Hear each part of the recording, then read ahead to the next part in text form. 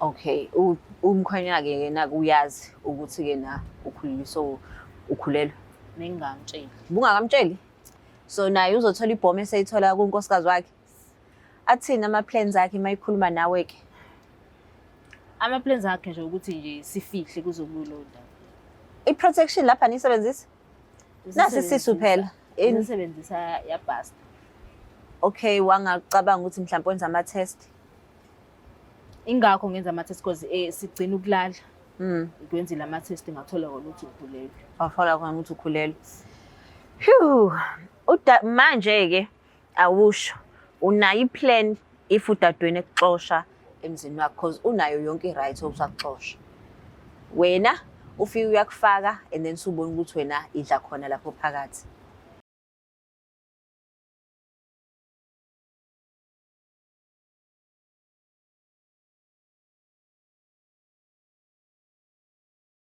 Sanibingelela bonke babukeli be-Black Life TV. Kwesinye isiqephu esithi sikhipha izimfihlo nihleli no-Longstar.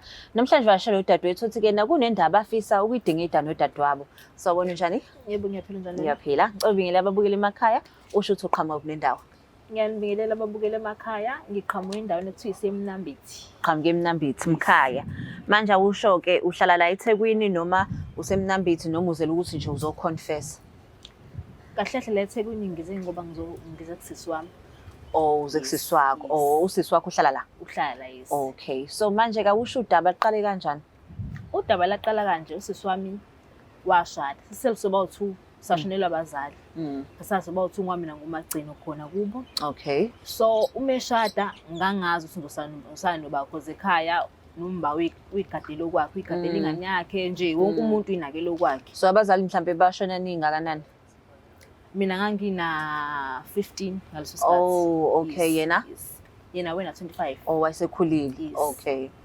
So mebeshada, so sadecide ukuthi ke angihambe ngiyohlala naye. So sizokwazi ukubasiza nasendlini wavela ngisebenzi. Yabo. Mengifika khona nje iqale yonke into ibe right. Sekufika la ekutheni umkhwena wakhe enza ama moves kumina. Yabo. So ngiqale ngibe nalokho nami ukuthi ngimtshela ukuthi sami noma ngingamtsheli. Okay. Asuke athi uzongisupporta ngayo yonke indlela, angithuli. Ngicela ukuhlala. Uthi mayethi kena asuka athi uzokusupporta ngenye yonke indlela thula, usisi wakho bengakusupporti ngene. Ubengisupporta but hayi ngalendlela yena enza ngayo. Sami benginyala lo mali uthola ukuthi ngithenga airtime, yabo lonto leyo. So yena bezohluka ngani?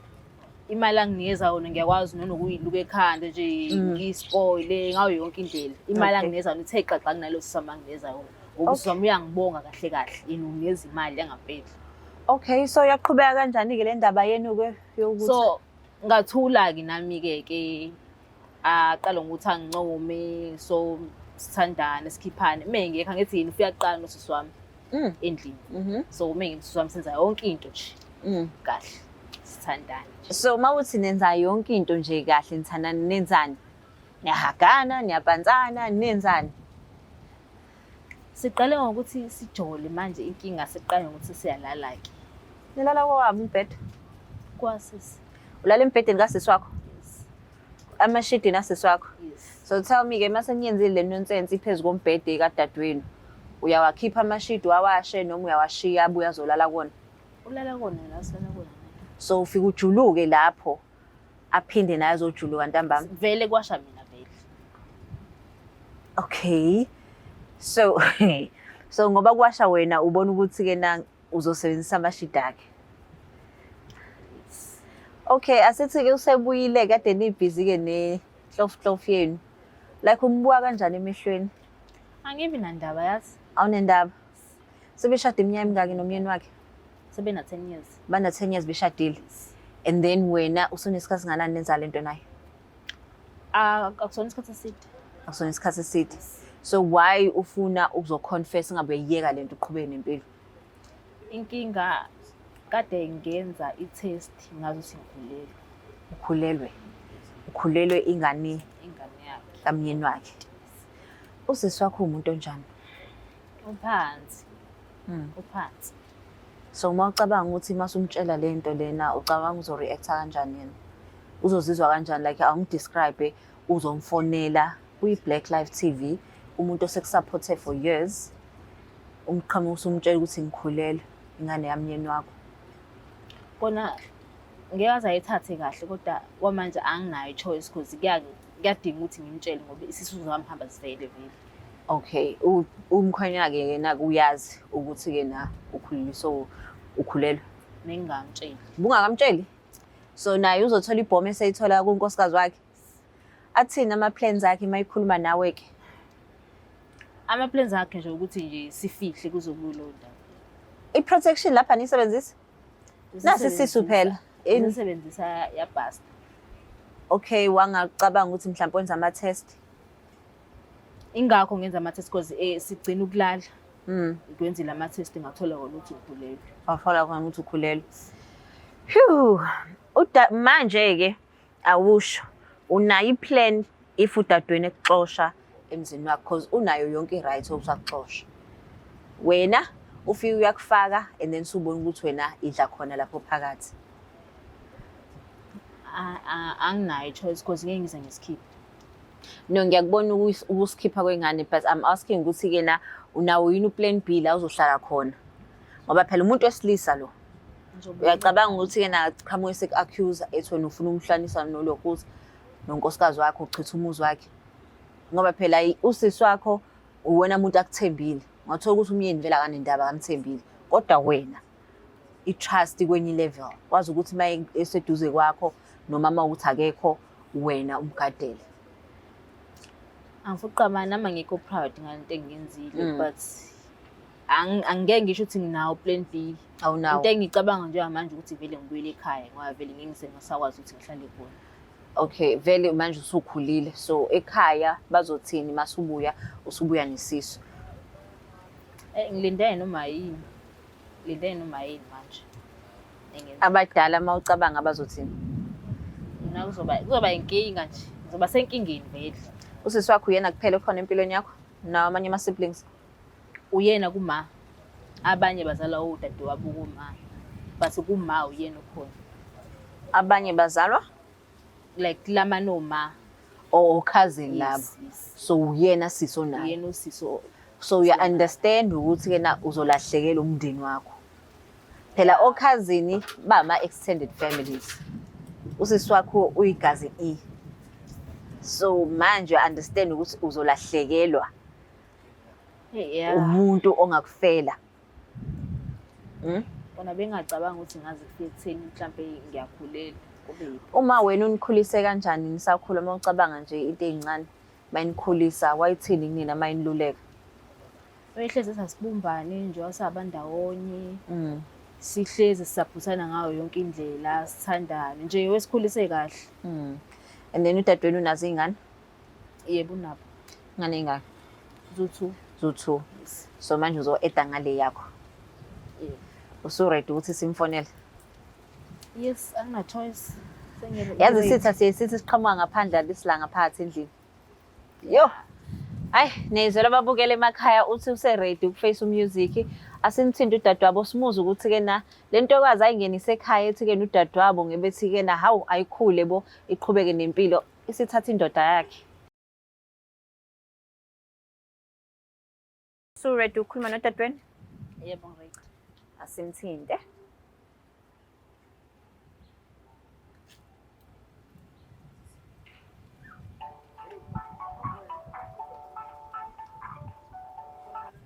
Ring. Sawubona njani? Ngiyaphila. Ukhuluma noLungstar waka Black Life TV. Singawazi ukukhuluma? Angazi noma ungifake kwi-speaker yini angikuzwa kahle. Ngisacela ungikhiphe kusona. Singakuzwa ukhuluma? Yebo, singakhuluma. Okay, ngiyabonga kakhulu. Ukhuluma noLungstar kwa Black Life TV kuhlelo lithi sikhipha izimfihlo. Ngihleli nodadewenu omncane la e-studio uthi kunodaba afisa ukutshela lona ngisacela umlalelo. Alright, okay. Okay, ngiyabonga. Yebo njani sisi? Ngiyaphila. Ngiyaphila nami. Yebo kunento engifisa ukukutshela yona. Kazini ke leyo wena phela uhlezi une-story nje xoxa nini? Angazi ukuthi ngizoqala kanjani kodwa-ke kumele ngiqale. Khuluma sengija ukuzwa phela mina uyangazi nawe umgodi ngiyawuthanda. Okay. Uyakhumbula ungitshela ukuthi umkhwenyana wakho uSibari uyamsola engazuthi khona into asekwenzela yona sihleze engenaso isikhathi sakho? Ngiyakhumbula. Yes.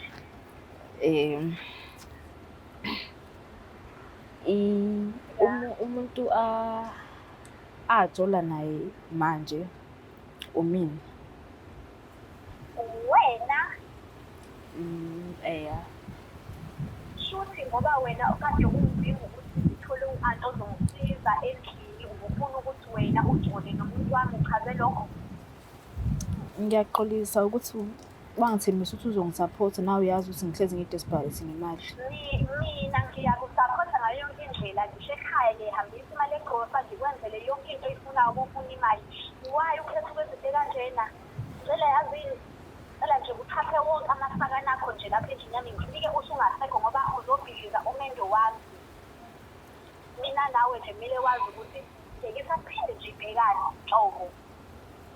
Ngiyaxolisa.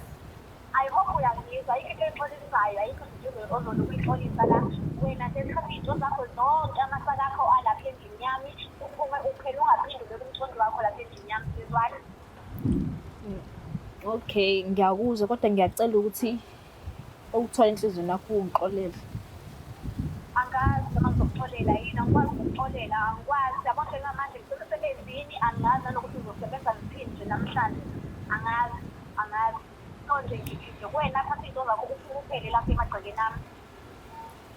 Okay, but kukhona futhi enye engifuna ukwazisa yona. Ayizandla ngempela mina shwakho yo hayi come on yo angazi ukuthi ngiphini wena angazi even nasekhaya angazi nokuthi ngizoqala ngithini nje mangibalekela lolu daba lolu. Inkinga ubengisupporta ngayo yonke indlela benginikeza le mali le wena ungakwazi ukunginika yona ngoba kwesinye isikhathi ubungitshela ukuthi ubroke. Ubungitshela ukuthi ubroke ungakwazi ukuthi. Bekusaphetha ngayo yonke indlela umyeni wami. Mina ngikhona ezusisi wakho nginemali nayo yonke into. But nje ubungitshela ukuthi awunayo imali.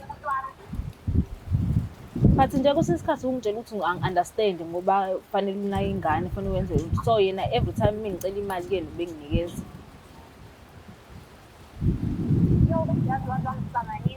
Wangihlanganisa njengamanje angazi nokuthi kumele ngigezeni ngithini kanjani kubani. Kodwa nje engikushoyo ngisamile emazweni ami ukuthatha amasaka akho lapha emzini wami uphume nje uphele. Okay. Akubuyangizwa so ngihlale ngirepeat into eyodwa. Okay ke futhi ngizithwele ingane yakhe. Angikuzwa. Ngikhulelwe ingane yakhe. Hayi sizomele leyo ngane uyikhipha-ke ngitshele sizomele nje uyoyikhipha akukwazi phela akukwazi ukusuxelile nalokho Abengangitshela. lalela-ke njengamanje ngizotransfera imali yokuthi uyokhipha leyo ngane ngoba ngeke ngize ngikwazi ukufika ikhona leyo ngane kuwena ngeke Ngeke ngize ngikwazi ukuyikhipha. khona nale ngane Ngiyaxolisa sisibathi ngeke ngize ngikwazi ukusikhipha sisi. manje nje masiqeda nje le call ngizofaka nje imali ngiyahamba ngishipha bese ngeke ngikwazi ngeke phela. Ngiyaxolisa kodwa lokho ngeze ngikwazi ukwenza.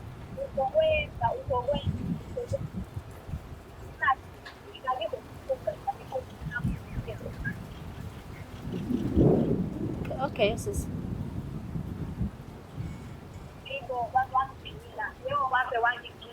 Unjani sisi? Ngiyaphila sisi. Ngiyaphila siyaxolisa ukuthi indaba engaka uzizwa kanje. Kodwa ngikuzwa uthi ke nakasikhiphi isisu bakithi. Kwenziwa ukudinwa lokho noma? Hayi ngeke umendo wami nje wokuqala nje hayi ngeke angazi lokudinwa kukhona kodwa ngeke phela ngeke phela lo muntu lo uzothiwa nasemndenini uzothiwa nesemithini nyama. Kodwa ke naku umnyeni wakho awumsoli yena. Awumsoli yena umnyeni wakho. Njengamanje Angakalutholi, ngisafola yena usizi njengamanje. Ngoba phela usizi, usisi wami wasuka lapha emakhaya esizongisiza. Mina ngangifuna u-anti ozongigadela endlini agadele iy'ngane. Wathi usisi wami, no, ngikhona mina ngi-free, vila ngisebenzi. Akuvumela-ke nomyeni wami ukuthi hayi, okay, ngokukhona uzobahendluli la kuthina, angezi. So yena usefike bona indoda futhi. So kungenzeka ukuthi-ke umyeni wakho wavumela phezulu ngoba ebona intombi yena. Yena usemufanele angitelefoni kabuhlali ukuthi sisi wami umkhwenyana nokuthi babi usenzama ukwenza kanje. Ukwazi ukuyilungisa leyo nkinga leyo. Yena uthuli kuze kufika esigabeni sokuthi kukhona ingane. Yeah, no. Naye nekhanda kumele ngibikele kodwa kabuhlali. Noma nimsiza la usibari usenza kanje. Awuzabe ukhuluma naye. Abe neqiniso kuwena. Exactly. Yeah. Njengamanje mina ngiblame yena because uthule neqiniso. No, ngiya-understand. Siyaxolisa kakhulu ukuthi wenze into kanje, kodwa sithembe ukuthi nizokwazi ukuyilungisa. Alright. Okay, siyabonga kakhulu. Yep. Uyezwa udadweni ukuthi akayingeni? Ngiyamuzwa. Uthi sikhiphe.